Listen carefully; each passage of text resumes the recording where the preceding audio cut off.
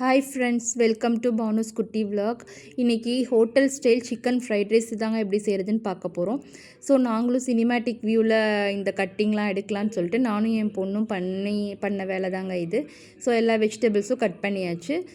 பாஸ்மதி ரைஸும் பதமாக வடித்து எடுத்துக்கிட்டாச்சு. சிக்கனை தேவையான பீஸ்க்கு நம்ம கட் பண்ணி எடுத்தாச்சு. ரைஸ் நான் பாருங்கள் நல்லா உதிரி உதிரியாக இருக்குது.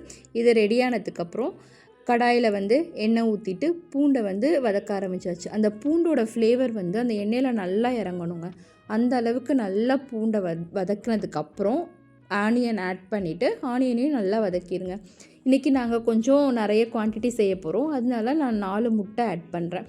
உங்களுக்கு எவ்வளோ முட்டை தேவையோ அதுக்கேற்ற மாதிரி ஆட் பண்ணிக்கலாம். முட்டையை ஆட் பண்ணிவிட்டு நல்லா நம்ம எக் பொடி மாஸ் பண்ணுவோம்ல, ஒவ்வொரு எக்கும் தனித்தனியாக பிரிஞ்சு வர மாதிரி அந்த பொடி மாஸ் அளவுக்கு மிக்ஸ் பண்ணி நல்லா வதக்கிக்கணும்.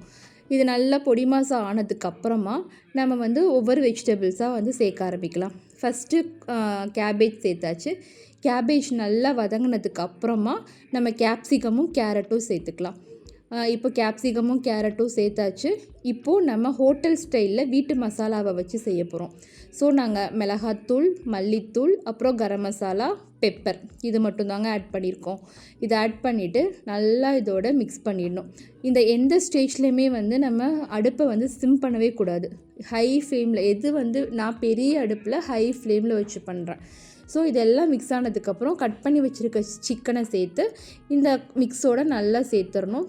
இந்த ஸ்டேஜில் உப்பு நம்ம ஆட் பண்ணிக்கணும். எவ்வளோ உப்பு தேவையோ, ஏன்னா நான் ரைஸில் உப்பு போட்டு தான் பாயில் பண்ணியிருக்கோம்.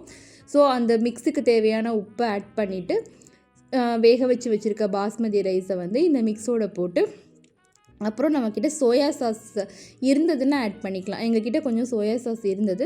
ஸோ நாங்கள் தேவையான அளவு சோயா சாஸ் ஆட் பண்ணியாச்சு. ஆட் பண்ணிவிட்டு நல்லா ஹை ஃப்ளேமில் வச்சு எல்லாத்தையும் மிக்ஸ் பண்ணி விட்டு இது பண்ணிங்கன்னா உங்களுக்கு சுவையான hotel style chicken fried rice ready. Thank you.